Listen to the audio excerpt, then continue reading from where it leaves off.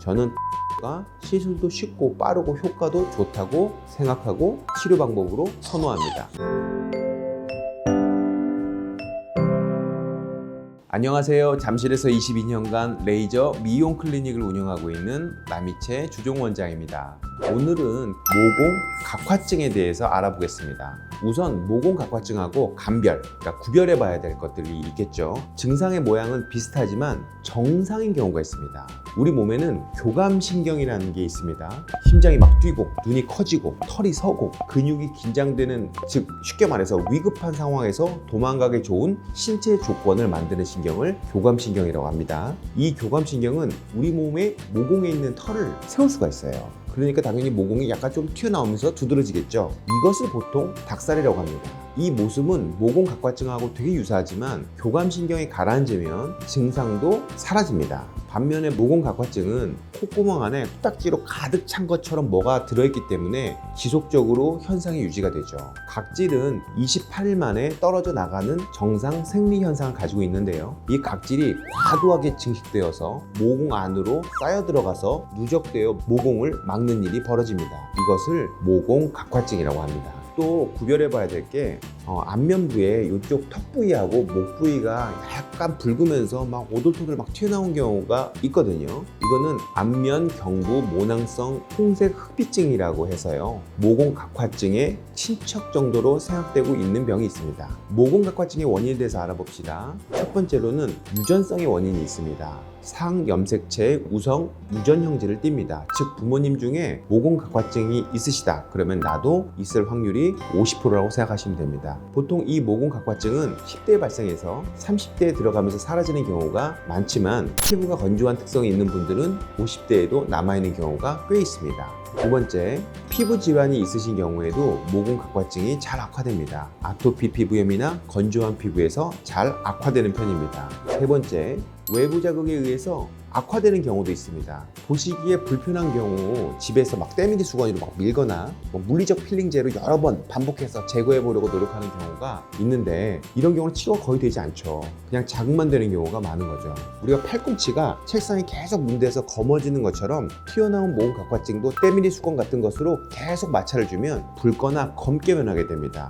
그래서 모공 각화증이 더 뚜렷이 보이게 되어 악화된 것처럼 보일 수 있습니다. 모공 각화증이 많이 생기는 위치에 대해서 알아봅시다. 주로 위쪽 팔뚝에 많이 생기고요, 무릎 위쪽 허벅지에도 많이 생깁니다. 허벅지는 옷이나 스타킹으로 가릴 수 있는데 팔 위아래 부분 상하완에는 잘 가릴 수가 없어서 보통 스트레스를 많이 받는 곳이죠. 얼굴도 턱선 부위에 생기기도 합니다. 모공 각화증의 치료는 원인을 하나씩 해결하면 되겠죠. 일단 각질이 모공 안으로 코딱지처럼 꾸역꾸역 들어가서 탈락되지 않는 경우이니 탈락시켜야 하고요. 건조한 피부에서 잘 생기니까 보습을 신경 써야 되겠죠. 오래된 모공 각화증으로 붉거나 갈색으로 변한 경우에는 그 붉거나 갈색된 색소 침착을 없애야 되겠죠. 홈케어로 관리해 볼 수 있는 팁을 한번 드린다면, 우선 각질을 탈락시키기 위해 아하나 바하 같은 각질 제거 제품의 화장품을 쓰는 방법입니다만 제 경험으로는 효과를 보기 힘듭니다. 그 이유는 화장품에 의한 각질 탈락은 피부 면에 수평면으로 작용을 하는데 모공 각화증은 수직 방향으로 박혀 있기 때문에 효과가 떨어질 수밖에 없습니다. 두 번째, 보습제를 자주 발라서 각질의 상태를 딱딱하지 않게 만들어줘야 합니다. 증상 개선은 되지는 않고요, 좋아진 후에 악화되지 않게 하기 위한 예방 목적이 크다고 이해하시면 되겠습니다. 뜨거운 물에 의한 사우나도 피부를 건조하게 하니 모공 각화증을 악화시킬 수 있습니다. 뜨거운 사우나도 즐겨 하시면 안 되겠습니다. 또 각질 연화제 성분을 사용하는 방법이 있습니다. 보통 상품명으로는 반질 크림이나 유레아 크림으로 판매되고 있습니다. 이 방법도 치료 목적이라기보다는 악화를 막는 목적이라고 이해하시면 됩니다. 또 레티노이드 연고를 사용하는 방법이 있습니다.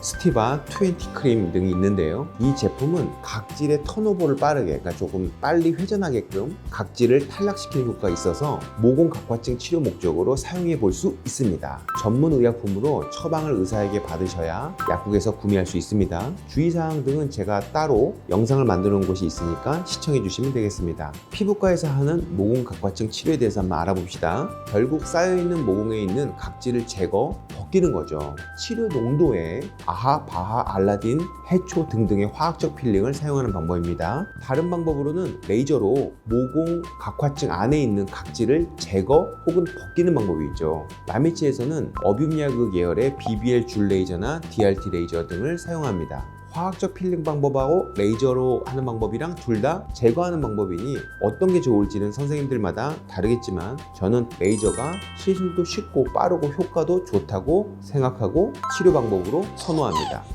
모공 안에 쌓여있는 각질을 제거했으니 이제 모공 주변에 있는 붉고 갈색의 색소 침착들을 제거해야 되겠죠. 이것은 아꼴레이드나 레볼라이트, 포토나 피코 등의 색소 레이저하고 XLV 시너지 퍼펙타 등의 혈관 레이저를 사용하면 비교적 쉽게 개선시킬 수 있습니다.